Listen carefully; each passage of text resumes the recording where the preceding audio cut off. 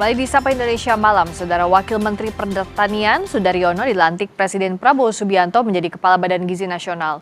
Sudaryono menggantikan Nani Sdeyang yang mundur karena alasan kesehatan. Presiden melantik Sudaryono di Istana Kepresidenan pada Rabu siang. Usai dilantik, Sudaryono memastikan tak akan meladeni permintaan atensi seputar program makan bergizi gratis dari keluarga, saudara maupun kerabat. Ia menegaskan jika ada yang mengaku relasi kepala BGN dan bicara soal MBG, dilaporkan saja ke pihak berwajib. Nantinya ada orang misalnya menawarkan jasa, barangkali dengan imbalan, ngaku-ngaku orang saya, keluarga saya, sahabat saya, teman saya, alumni bersama saya dan lain-lain yang dirasa tidak sesuai, saya pastikan itu tidak benar. Dan saya minta kepada yang bersangkutan misalnya, itu kemudian dilaporkan kepada pihak yang berwajib. Selain itu saya juga ingin menyampaikan kepada seluruh sahabat, keluarga, rekan, dan semua orang yang mengenal saya dan saya juga mengenalnya, yang mencintai saya dan saya juga mencintainya. Minta maaf mungkin barangkali saya tidak kemudian memberikan atensi khusus atau tidak memberikan semacam prioritas kalau yang dibahas adalah seputar pekerjaan. Saya ingin penyelesaian masalah, saya ingin penyelesaian persoalan, follow up dan lain-lain dilaksanakan sesuai mekanisme sistem. Jadi kita bukan lagi trust in person, kemudian kita bicara di ruang-ruang yang remang-remang yang gelap, di private room di restoran, tapi segala sesuatu harus dibahas di ruang-ruang yang terang dan transparan dan dilihat orang. Apakah Kepala Badan Gizi Nasional yang baru akan membawa perubahan dalam tata kelola makan bergizi gratis? Kita bahas bersama Fad Fahdepi dari Deputi 1 Badan Komunikasi RI serta media Wahyudi Askar, perwakilan dari MBG Watch. Selamat datang di Sapa Indonesia Malam, Mas Media, juga Mas Fad. Selamat malam, Friska. Terima kasih banyak. Malam, Mbak. Terima kasih sudah hadir. Saya ke Mas Media. Jadi kalau dari MBG Watch, apakah pergantian Kepala BGN yang diawali dengan mundurnya Bu Nani digantikan dengan Mas Sudaryono adalah angin segar? Ini mungkin pertanyaan juga ya. Yang terjadi di BGN itu apakah krisis kelembagaan atau krisis kepemimpinan? Dan menurut saya yang terjadi sekarang di BGN itu adalah krisis kelembagaan. Kenapa, Mas?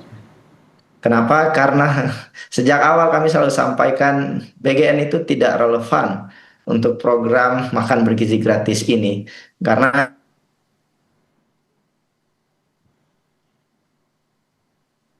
Mas Media bisa dengar suara saya, Mas? Tampaknya agak terganggu jaringan komunikasinya dengan Mas Media Wahyudi Askar, perwakilan dari MBG Watch. Mas Media, saya coba lagi. Oke, kita akan Oke, saya tarik dulu, saya akan ke Mas Media lagi, tapi saya ke Mas Fad. Tadi ada catatan dari MBG Watch. Mas Media bisa dengar suara saya, Mas? Bisa, Mbak. Oke. Iya, tadi terputus. Silakan Mas Media lanjutkan. Kenapa ini dianggap ada krisis kelembagaan di BGN? Iya, karena sejak awal yang bermasalah adalah desain kelembagaannya. Jadi selama dapurnya tersentralisasi, dikerjakan oleh orang-orang yang punya konflik kepentingan, ini tidak akan kemana-mana. Jadi yang perlu diselesaikan adalah desain kelembagaannya. Tapi kan hari ini yang diganti adalah kepemimpinannya. Maka pertanyaan saya, apakah bisa pemimpin yang baru ini merubah kelembagaannya? Dan ini jadi pertanyaan besar oleh publik ya. Sebab kalau bicara soal kredibilitas ya, mungkin saja Pak Sudaryono punya kemampuan itu, tetapi kalau kita boleh fair soal merit system dan juga penyelesaian konflik kepentingan, Pak Sudaryono juga kan terafiliasi dengan Partai Gerindra ya. Dan kita tahu Gerindra berdasarkan data ICW memiliki SPPG paling banyak dibandingkan partai politik lainnya. Jadi memang masih sulit bagi kami ya, masyarakat sipil, untuk betul-betul percaya bahwa tata kelola MBG ini bisa lebih baik ke depan meskipun dengan sudah mengganti pimpinan lembaganya. Karena bagaimana mungkin ya wasitnya akan juga menjadi pemain dalam konteks ini. Jadi menurut saya kalau di disisir lagi masalah di dalam MBG, BGN ini. Masalahnya adalah masalah struktural, Mbak. Jadi jangan dibebankan kemarahan publik diarahkan pada BGN korup, kemudian pimpinannya bermasalah dan lain-lain. Saya sepakat Pak Dadan, korupsi harus ditindak tegas, Bu Nani juga mungkin belum maksimal, tetapi lagi-lagi selama kita nggak mengubah desain kebijakannya, ini nggak akan kemana-mana. Pergantian pejabat tidak akan menghasilkan perubahan yang signifikan. Jadi lagi-lagi kami sampaikan berulang-ulang ya, bahkan mungkin udah kesekian kalinya, dapur itu nggak boleh dapur-dapur besar. Pengadaan SPPG itu nggak boleh dengan sistem seperti itu, yang kemudian akhirnya dinikmati terafiliasi oleh orang-orang tertentu. Ya. Dan menurut saya ini jadi PR besar ya. Saya cuma khawatir konsentrasi publik justru soal horizontal ya, menyalahkan orang SPPG, menyalahkan masyarakat sipil juga mungkin kesal sama SPPG. Masalahnya bukan kiri dan kanan, masalahnya soal atas bawah. Ya. Masalahnya adalah yang di atas, Mbak, yang menghasilkan kebijakan utamanya. Begitu, Mbak. Baik, Mas Fad, silakan dijawab kekhawatiran dari Mas Media soal masalah struktur kelembagaan tidak serta-merta bisa diselesaikan dengan pergantian kepemimpinan. Iya, terima kasih Friska, terima kasih Mas Media. Jadi memang kekhawatiran Mas Media dan kawan-kawan bisa dipahami bahwa saat ini implementasi dari program besar makan bergizi gratis ini memang masih ada beberapa kendala, tapi itu juga yang sebetulnya menjadi concern pemerintah karena memahami dan menyadari bahwa masalah dan kendala itu ada, maka perbaikan terus dilakukan setiap hari. Apakah ada dampaknya pergantian kepemimpinan dengan proses kelembagaan yang terjadi di BGN, kemudian juga implementasi program yang dilakukan oleh Badan Gizi Nasional ini? Saya yakin pasti ada ya, karena secara teori ya memang ada hubungannya atau ada dampaknya. Pasti kepemimpinan itu menghasilkan culture tersendiri, kemudian juga pasti punya ruh tersendiri kepada organisasi yang dipimpinnya. Nah, adapun persoalan kelembagaan yang tadi dibahas, dipersoalkan, itu juga yang terus dibenahi oleh pemerintah. Saya kira sejak BGN ini ada, sejak MBG ini bergulir sampai saat ini sudah banyak dilakukan proses perbaikan gitu ya, terutama dalam hal tata kelola. Kita bisa melihat dari waktu ke waktu SOP terus diperbaiki, kemudian juga sistem terus-menerus dibenahi, kemudian dari sisi keselamatan, dari sisi kesehatan, dan lain sebagainya, terus-menerus ada perbaikan. Yang saya ingin sampaikan di sini, hari ini kita melihat bahwa ada pergantian kepala BGN yang baru, karena Bu Nani mengajukan pengunduran diri karena alasan kesehatan, kemudian Presiden menunjuk Wamentan, sebelumnya Wamentan, Pak Sudaryono, untuk menjadi Kepala Badan Gizi Nasional. Tadi dari pernyataan pertama yang disampaikan oleh Pak Sudaryono, kita bisa melihat komitmen, visi, dan juga integritas yang coba ditunjukkan oleh Pak Sudaryono, yang juga kita bisa lihat rekam jejaknya selama ini. Banyak prestasi yang sudah ditorehkan selama menjadi Wakil Menteri Pertanian, dan saya kira itu bisa dibawa ke BGN, dan dari sisi karakter leadership yang dimiliki oleh Pak Sudaryono, kami yakin BGN itu akan mengalami perubahan yang makin baik. Perlu dicatat juga dalam waktu kurang lebih 2 bulan di bawah kepemimpinan Bu Nani, BGN sudah mengalami banyak reformasi tata kelola. Kami mencatat setidaknya ada 7 reformasi besar yang dilakukan oleh Bu Nani, dan hari ini kita bisa melihat dampaknya atau hasilnya berbagai macam tata kelola atau misalnya dari SPPG, kemudian SLHS, dan lain sebagainya mengalami perbaikan. Juga dari sisi integritas gitu ya, Bu Nani banyak melakukan pemangkasan terhadap SPPG bermasalah, kemudian menghentikan proses jual beli titik gitu ya, atau bahkan BGN Cafe itu ditutup supaya tidak terjadi pertemuan di luar ruang formal yang terjadi di BGN. Ini saya kira adalah bentuk dari kerja-kerja konkret yang sudah dilakukan oleh Bu Nani ketika memimpin BGN dan melakukan perbaikan tata kelola. Kita tunggu apa yang akan dilakukan oleh Pak Sudaryono, tapi dari ketegasan dan juga pernyataan pertama setelah dilantik kita melihat ada sesuatu yang menjanjikan yang akan dibawa oleh Pak Sudaryono di PGN ini ke depan. Nah, kalau dari tadi yang Mas Fad sampaikan, Mas Media, ada setidaknya 7 poin perbaikan tata kelola saat kepemimpinan diserahkan ke Bu Nani kemarin dan akan dilanjutkan sekarang. Apakah sementara masa perubahan ini sudah bisa kita lihat hal yang lebih baik dibandingkan kepemimpinan Pak Dadan dulu? Ya, saya kira belum bisa dinilai ya Kenapa? dampak dari apa yang dilakukan oleh Bu Nani, karena praktis hingga hari ini eh, titik-titik dapur yang bermasalah itu belum selesai. Kedua, pelaksana dari vendor-vendor besar itu masih dimiliki oleh orang-orang yang punya konflik kepentingan. Ini kan tidak dibahas sama sekali soal siapa yang menjalankan SPPG ini. Kalau yang menjalankan SPPG ini masih orang-orang yang punya konflik kepentingan, lagi-lagi saya katakan, ini nggak akan selesai. Persoalannya bukan soal bagaimana mengatur dapur itu, tapi soal siapa yang mengelola dapur itu. Ini kan belum selesai hingga hari ini. Dan jangan lupa, ini sudah berjalan hampir 2 tahun.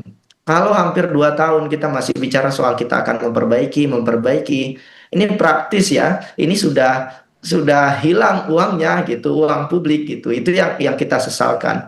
Kenapa? Karena saat ini yang sudah terjadi itu institutional path dependence. Jadi institusi BGN hari ini itu sudah berbiaya sangat mahal, boros, dan tidak efisien. Sehingga ketika terjadi perubahan sekalipun, perubahan itu mahal harganya. Kenapa? Karena sekarang SPPG itu udah berkontrak, terus kemudian relawan SPPG itu udah di-hire gitu ya, dan tidak bisa dipecat begitu saja. Ini adalah buah dari kekacauan di awal sejak MBG ini dilakukan. Maka lagi-lagi ya, untuk mengubah ini perlu keberanian political will dari pemerintah, bukan dengan mengganti kepala BGN-nya, tetapi mengubah sistemnya. Siapa yang melaksanakan MBG, itu yang harus dilakukan. Kalau kemudian dialihkan, oh ini karena Pak Dadan, ini karena Bu Nani, ini karena sekarang Pak Sudaryono, saya yakin ini bukan status perubahan, ini status quo begitu. Dan jangan lupa ya, kalau kita lihat beberapa waktu terakhir, masalah di dalam MBG ini terus berulang. Tidak hanya masalah korupsi saja, tapi juga masalah keracunan, macam-macam ya. Dan sampai kapan kita disuguhkan dengan masalah seperti ini, gitu. Jadi menurut saya ya, principal agent dari proyek ini sudah terlalu berat ya. Goal dari evaluasi program MBG ini harusnya sudah mengarah kepada, menurut saya ya, pemberhentian total. Kenapa? Karena kemarin kan sempat 2 minggu dihentikan ya. Yang berteriak justru adalah pemilik SPPG dapur-dapur besar itu, bukan anak-anak sekolah.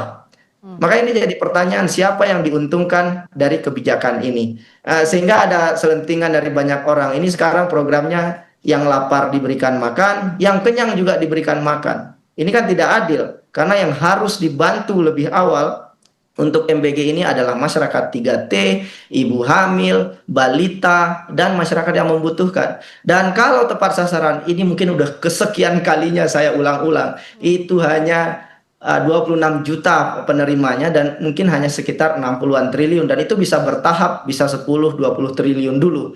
Tidak semasif ini 200-an triliun. Maka sekarang ya pengambilan keputusan kan ada di tangan Pak Presiden sebetulnya. Apakah kemudian ego politiknya lebih kuat, yang penting kebijakan ini terus jalan, atau kemudian mengambil langkah negarawan, mengakui bahwa program ini bermasalah, kemudian diubah semua desain kebijakannya. Dan sekarang pesan perubahan itu tidak sampai ke publik.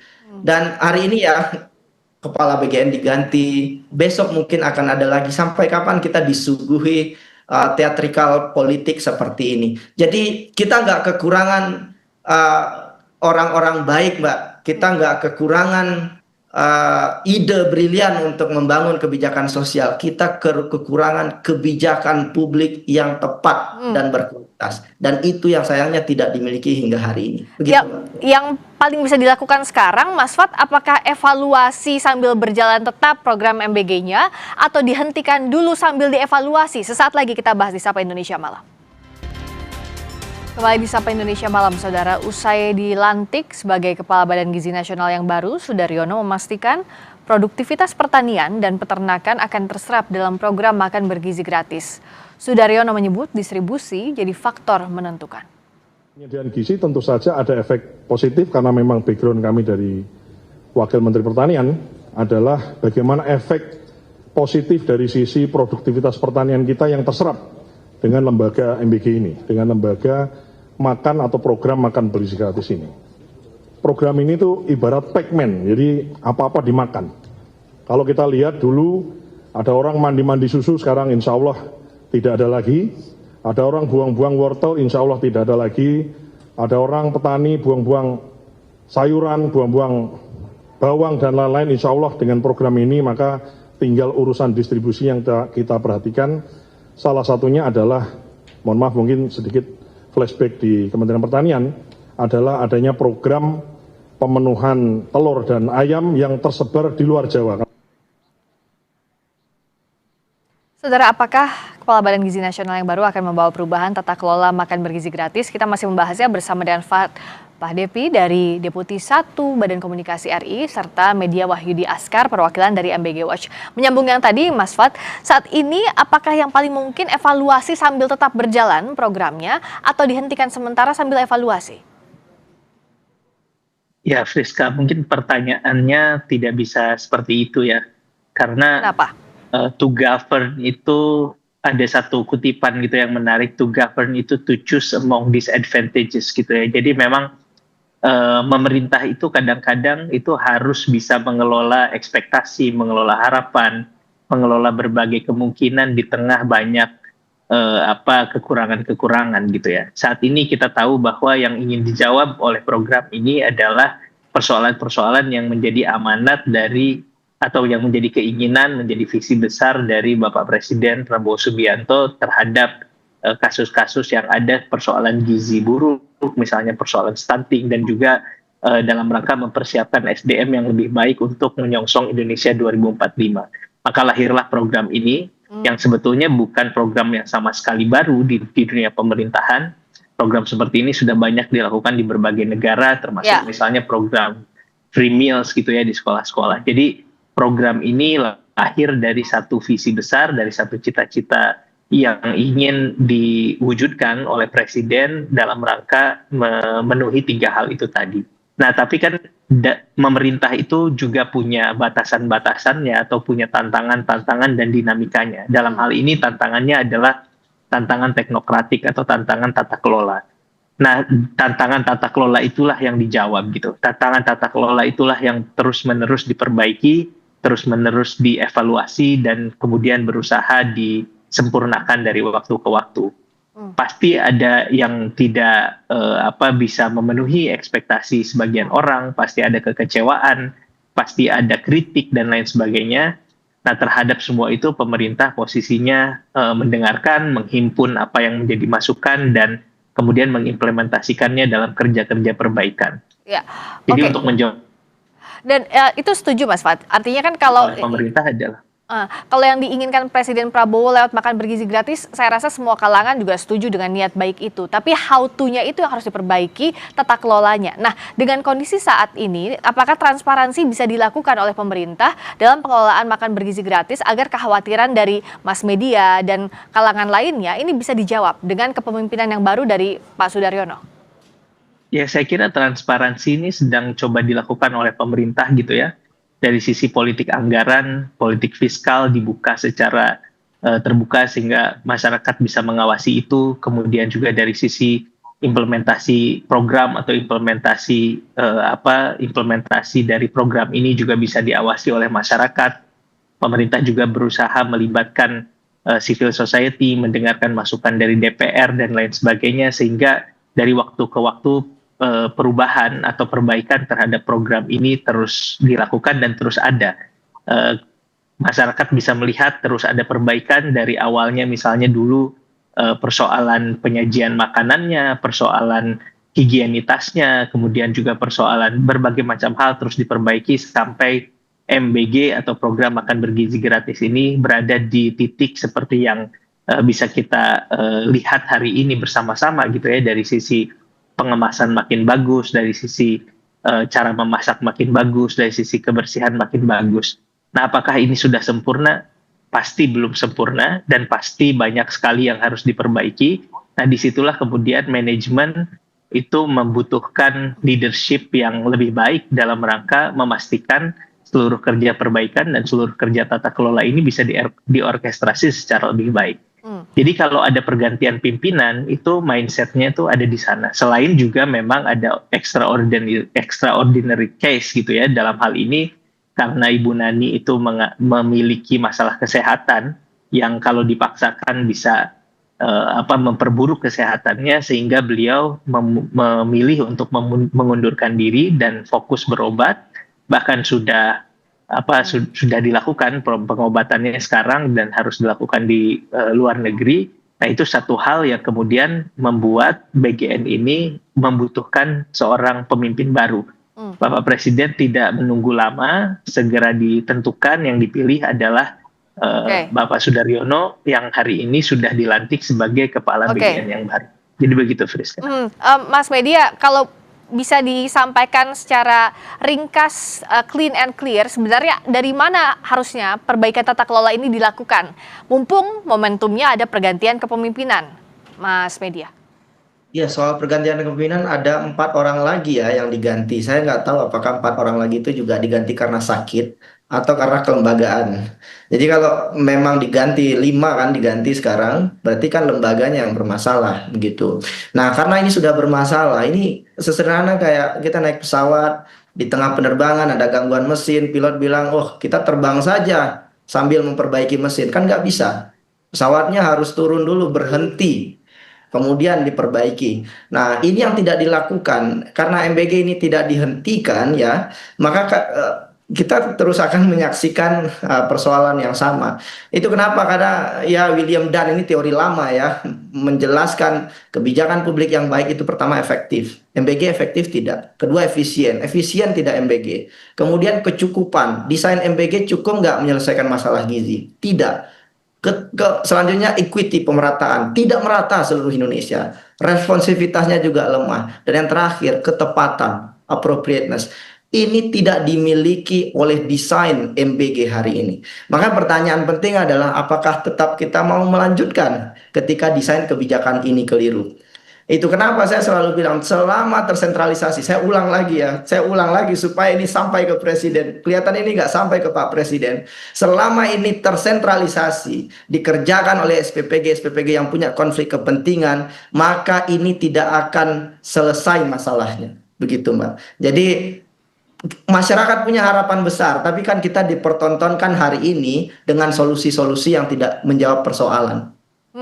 Nah, bicara tadi ada kekhawatiran soal SPPG yang di belakangnya ada konflik kepentingan. Sementara ini sudah terlanjur, SPPG sudah dibangun. Tadi Mas Media juga bilang bahwa tidak mungkin memberhentikan pegawai SPPG dalam waktu tiba-tiba. Nah, apa solusi paling logisnya ya Mas Fad dalam mengatasi masalah seperti ini agar SPPG bebas konflik kepentingan, tapi juga transparansi seiring dilakukan seperti apa yang diharapkan? Ya, sebenarnya kalau harapan boleh ya, karena kan kita berada di satu pemerintahan yang demokratis gitu ya, kemudian juga elemen-elemen masyarakat punya harapannya sendiri, punya ekspektasi masing-masing. Tadi valid apa yang disampaikan oleh Mas Media sebagai satu masukan, sebagai satu kritik, dan pemerintah saya yakinkan mendengarkan itu. Tadi kalau pertanyaannya apakah sampai kepada Presiden atau tidak, kita punya mekanisme untuk bisa membahas masalah-masalah seperti ini sampai kepada perhatian di level kepala pemerintahan dan kepala negara. Dan hari ini kalaupun ada perubahan-perubahan yang terjadi dari sisi tata kelola, di situ sudah terjadi rantai responsibility chain gitu yang terjadi, sehingga terjadi perubahan-perubahan yang ada bisa kita saksikan saat ini. Nah, kembali ke masalah tadi, sebetulnya masukan untuk bahwa MBG ini harus dihentikan, MBG ini bermasalah dan lain sebagainya. Tugas pemerintah adalah mengelola semua itu, karena di tempat yang lain ada juga masyarakat yang berharap MBG ini terus berjalan, ada masyarakat yang merupakan penerima manfaat yang merasa puas dengan MBG ini, dan itu dibuktikan oleh banyak jajak pendapat gitu ya, survei-survei yang sudah dilakukan dari bulan ke bulan menunjukkan bahwa tingkat keberterimaan terhadap program MBG ini tinggi di atas 60% dan tingkat kepuasannya juga cukup tinggi. Nah, tapi pemerintah juga tidak bisa mengatakan bahwa ini sepenuhnya memuaskan semua pihak. Nah, maka ekspektasi yang beragam itu, harapan yang beragam itu dikelola sehingga program atau program dalam hal ini program makan bergizi gratis itu terus mengalami perbaikan. Nah, persoalan bahwa ada konflik kepentingan, ada penyelewengan, kemudian ada hal-hal yang tidak semestinya terjadi. Kita tahu bahwa kita berada di negara yang menganut asas perundang-undangan, kemudian hukum. Saya kira semua pelanggaran harus diproses, semua hal yang bertentangan dengan perundang-undangan dan hukum itu harus ditindak, dan saya kira itu yang terjadi saat ini. Kenapa ada SPPG yang disuspend, kemudian kenapa ada kepala SPPG yang kemudian diproses misalnya secara hukum karena melakukan pelanggaran tertentu. Bahkan ada 3 pimpinan BGN yang memang dijerat secara hukum karena melakukan tindak pidana korupsi. Ini menunjukkan bahwa semua pelanggaran dan semua penyelewengan itu harus ditindak, dan itu juga disampaikan oleh Bapak Presiden. Jangan main-main dengan program ini, jangan main-main dengan kepentingan masyarakat yang lebih besar, karena ya tidak akan segan-segan untuk ditindak siapapun mereka. Ya, ketegasan dimulai dari jangan sampai ada konflik kepentingan, dicari sampai ke akar-akarnya, diperbaiki tata kelolanya, ini yang dinanti dari kepemimpinan Kepala BGN yang baru. Terima kasih Mas Pahdepi dari Deputi 1 Badan Komunikasi RI. Terima kasih juga Mas Media Wahyudi Askar, perwakilan dari MBG Watch. Selamat malam.